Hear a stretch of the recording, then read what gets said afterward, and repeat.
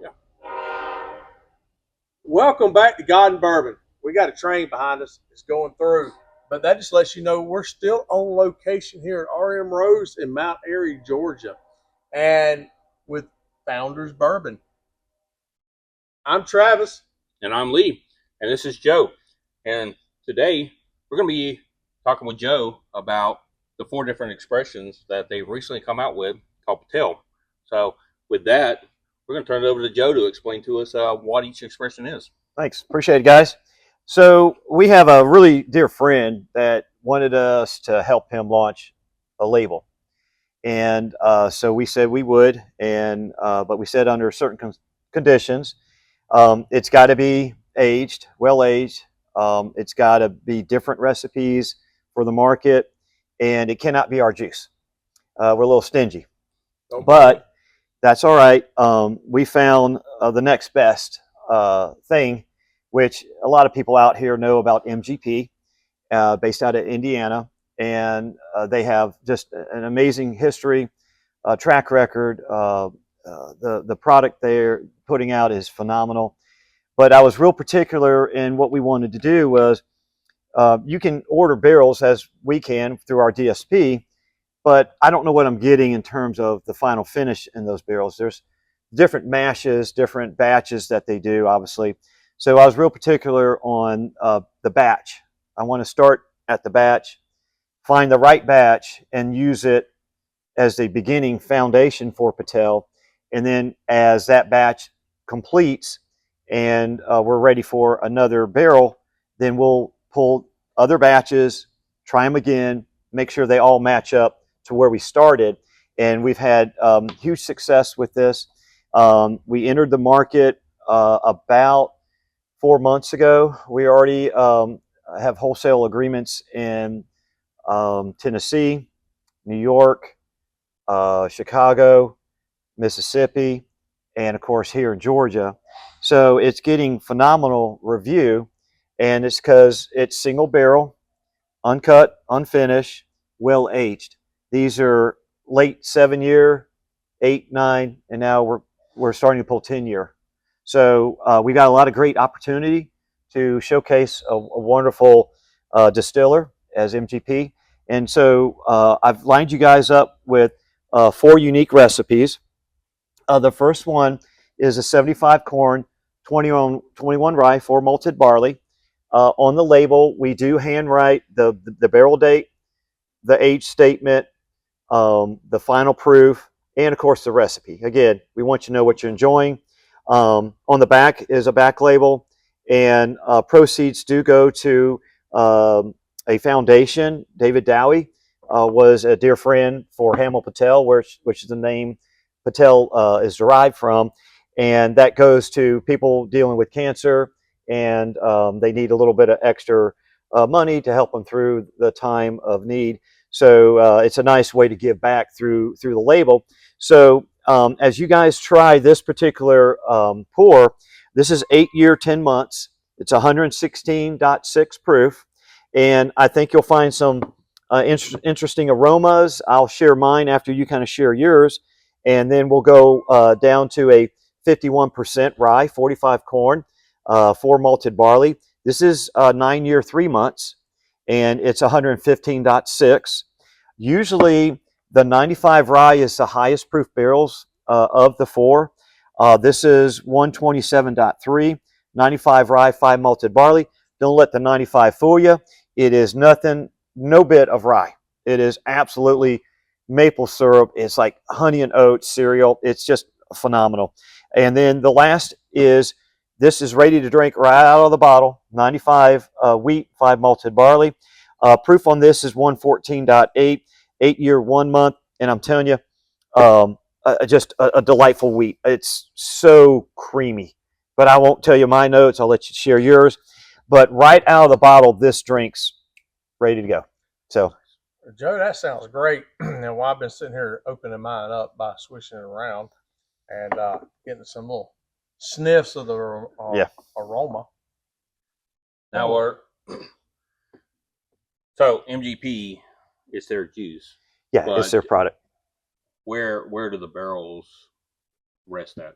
So we'll as we fulfill orders, and we are looking, 3 to 6 months out.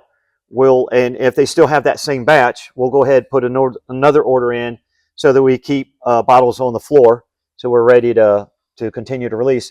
These are suggested retail $74.99.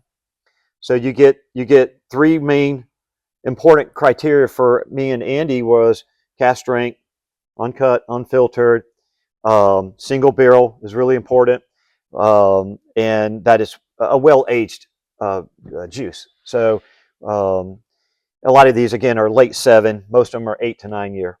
And so we've got a lot of opportunity to blend with these 4 recipes. They blend unbelievable. Some of the variations we've already tried. The refinishing opportunity is huge for us to take these aged barrels, refinish them in a port or an Amburana barrel. I mean, we can run the whole gamut on how we want to refinish these, and then in the end we're looking at other recipes. We actually brought in 2 barrels of light whiskey, 11 years, and we've double oaked those in a brand new white oak. Now it's a 52 gallon barrel, and it's 4 char. Oh, wow. So, light whiskey is light in nature, but it's generally distilled at a much higher proof. And honestly, I could have released those 2 barrels. It's just so good. But Andy and I felt that let's give it some color, some more character. Hamill was in agreement. And so that will be Patel Double Oak Series, and that will come out. I mean, I'm going to give it at least minimum 6 months. I'd love to get a year in that barrel and make it really something special. So, that a lot of fun stuff to do with it. Great cause behind it. Great bourbon in front of it. So just enjoy it and tell me what your thoughts are. And I think at the end of it, maybe you guys can rank your favorites, and I'll rank mine, and we'll see what your thoughts. You can go to patelbourbon.com. You can find what stores they are here in Georgia right now, and a lot of the retailers have bottles open, so you can try it before you buy it, which is nice. We always like that. There's a little store all the way up in Hiawassee, North Georgia. Hiawassee. Hiawassee, beautiful place. Hiawassee Package. They do a phenomenal job with this label up there in the mountains, and we have stores over in Alpharetta, Cumming. Does our buddies at Cork and Keg have this? Absolutely, yeah. Tommy and Daniel, Jimbo, they've got it over there at Cork and Keg over in Brazelton, and so we did a tasting at Wine Sip and Spirits over near Cumming in the Chattahoochee River area, mm-hmm. and it was phenomenal. Matter of fact, someone tried a sample, did not buy, got in his car, drove away, came back. He said the flavor's still on his palate. He's got to buy it. So he literally came back because he's like, I can't believe what's still on my palate. I just got to come back and get it. So that was something pretty interesting to see. Someone try it, like it, and then on the ride home decide to come back. So yeah. My first glimpse at the 75 corn 21, and light on the color, and but the oils are there. I mean, the sugar content's there, the aroma's there. It's got that sweet corn. You can smell the sweet corn, almost like a cream corn kind of smell to it. Yeah, it is very creamy. Yeah, very cream corn smell that I'm getting on that. What are you getting, Lee? So I'm almost getting like almost like a cherry wood kind of smell to it. But it's not like, you go cut down a fresh cherry wood tree around, in the woods. Mm-hmm. It's not that real bitter kind of smell. It's a sweeter, more neutral kind of smell to it. And the other sweet smell I'm getting out of this is almost a brown sugar smell that I'm getting out of this. And well, let's turn it up. I mean, let's. I've already partaken a little So, bit. To to both of your comments, they're very similar. I was getting kind of like that butterscotch mm-hmm. that you can kind of pull out of that brown sugar, and 100% cherry. And it's like that really, kind of like that cherry you add to the old fashioned, right? Yes. Mm-hmm. It just has that really pretty finished note to it on the aroma. Yeah, that nice dark cherry and that nice dark syrupy, almost molasses. Right. Yeah. A Lux, what is it? Lux cherry. Yeah. Yeah. Yep.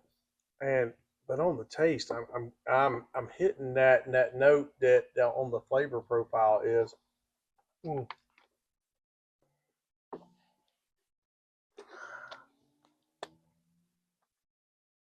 I got a sweetness in there, but also I got that oak taste.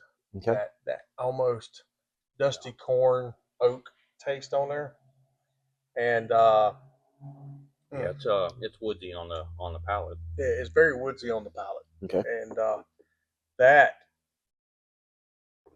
and the hug is very mild on that. Right. For it to be over 100 proof, the hug on it is, but it literally just sits there on your palate, and I can't. I guess what I'm trying to say is I'm getting the sawdust or the dust corn, but I cannot get that sweet flavor that I'm really tasting there. I mean, there's a sweet, like some type of sugar, but it's not a brown sugar taste that I'm getting. What are you getting on that one, Lee? It's almost more of like a soury kind of sweet. Yeah. Kind of like Karo syrup, kind of. It's moving along that way. That's not exactly what I'm tasting, but it's something that kind of mimics pretty close to what that would taste like. Yeah. Kind of a soury, kind of sweet, syrupy taste to it. Right. Do you get it like any hidden vanilla behind it? I got the caramel taste. Okay. I got from that butterscotch on the aroma. Yeah. I got that on the back end. Right. Not on the front end. The front end gives you that dust corn oak. Right. And then as it's going through your palate, I'm getting that sweet, like caramelization, basically, of the notes on that. That's what I'm getting on that. Yeah, and a little more. It's more of a refined vanilla. It's not like your little store-bought little vanilla Extract. imitation and vanilla extract. Right. It's more of a. I know this is going to sound kind of prudish, but kind of like more of a Madagascar kind of vanilla to it. That dark long bean, what you normally think of when you think of vanilla. It's a vanilla flavor, but it's not really like that sweet vanilla that we all think about, like with ice cream and everything else like that. Did y'all pick up any chocolate? I did not. Okay. I didn't get that chocolate taste on that. Okay. Yeah. For some reason, from my palate, I pick up a little bit of that cocoa on the back of it. But it's 50-50. Sometimes I get response that they don't get it. Other people do. So it's always nice to hear whether you do or you don't. We're on episode number 5 now. So this will be our 15th episode of doing this. And the one thing that we will always say to anybody is everybody's palate is different. Yeah. And so he bloomed his and I didn't bloom mine. And I guess I should have. Yeah. But so let me ask you guys, for 116, where do you think it hits on the palate? 116 proof.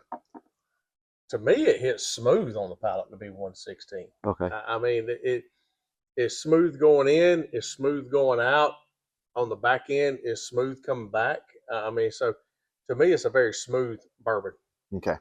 And good. So I'm actually enjoying the smoothness of it. I mean, it's like in my opinion, is once you get above 100, your smooth this ends, and you start getting the bites and that Georgia hug. That's what we're Right. gonna start calling Yep. it. Georgia Good old hug. Georgia hug. Georgia hug. And but I mean, I'm ready to hop into this 51 rye Yeah. right here. So 51 rye, 45 corn, 4 malted barley. On this particular bottle, it is 9 year, 3 month, 115.6. See what you think on the nose there, guys. Oh, Completely different profile. totally different profile. I'm getting a sweet cinnamon smell on this one. Yeah. Like very cinnamony. Yeah. Man, Yep. I'm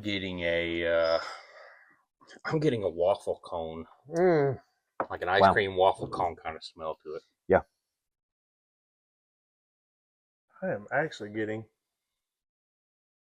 I'm getting that cocoa smell on my right nostril.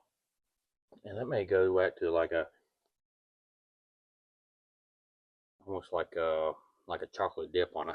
Yeah. Why am I thinking of ice cream right now? I don't know. I guess we need to stop at the ice cream shop on the way home. But and just to let you know, we have been here for over almost going on our third hour, and in our 5th episode of this, we do have a designated driver. By the way, always remember to drink responsibly. That's right. But and we have taken breaks. And we have taken breaks. Yeah, we've not just been drinking bourbon the whole time. But I will tell you this: I'm getting that chocolate. There's a little more forward chocolate cocoa to it. But the more it opens up, that cinnamon I'm still getting that cinnamon smell. Right. I'm getting a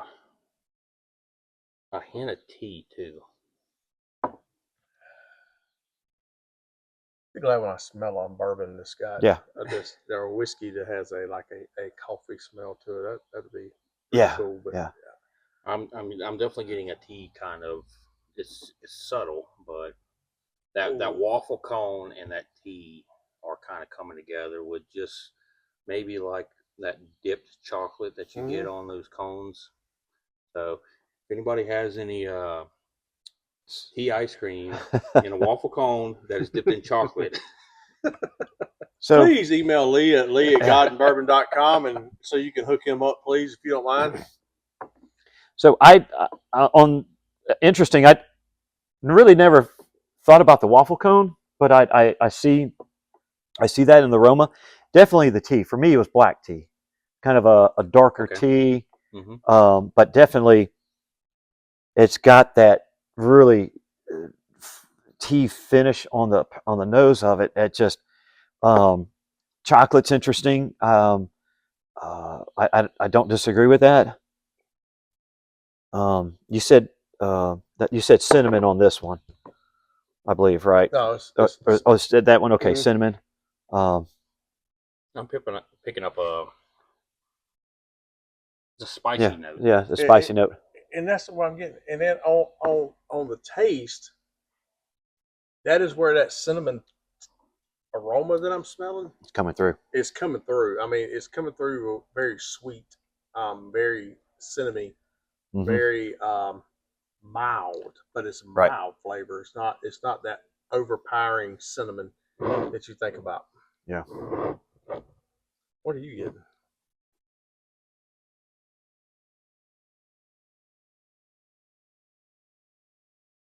Oh. There's definitely a spicy, almost like a cooking spice to me, is what I'm getting. To me, it's like a cinnamon stick. Like you throw a cinnamon stick into a. Yeah, drink a little water after you have some of that. Man, you're 100%. It's cinnamon stick. But I'm also getting like a green kind of minty like taste. I don't know if it's or spicy taste, like a little bit of mint maybe, or but it's not as pronounced as like you take green mint and you stick it in your mouth. Right. I am going to bloom it just a little bit. Sure. See if it'll open up the aroma. That's a little bit more than 2 drops that we normally do. But I'm almost getting like a floral taste to it too. A floral taste. So, like almost how it smells. That really opened this up on the aroma. And not only now I'm smelling butter. And I normally don't put butter out of a rye, but I caramel and a butter. Yeah, you're right. Yeah. Has come out. And you normally don't get that out of a rye. Oh yeah, I can definitely smell the butter too. Yeah, I mean the butter is really it's like freshly churned butter. Yes, exactly. So now I'm waiting to see how this is going to taste after doing this. And when it opened it up, made it sweeter smelling. It did. I mean, it was like 100%. Yeah, I mean the vanilla's coming out. Yeah. Of this, and that's coming out of the wood. Oh wow! Now when them drops just totally open up new flavor. The whole new flavor. I mean, it's totally different flavor profile. I got a sweet, not just. Wow, that is totally sweet.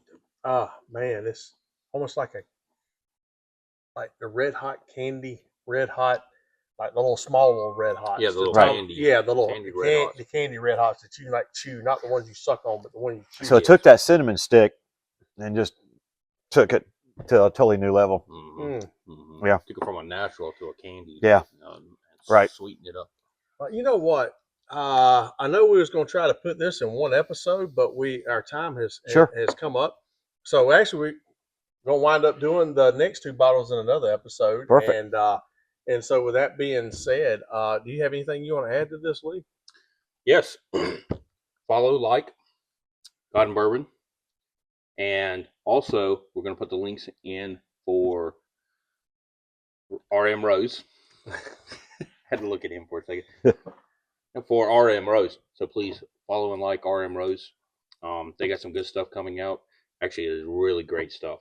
So give them a like, give them a follow, leave some comments, and that's it. And the message behind this right here is regardless whether you have a whole corn, where you got the majority corn that gives you the bourbon, or then you get into the why whiskey. Mm-hmm. We're all different in God's eyes.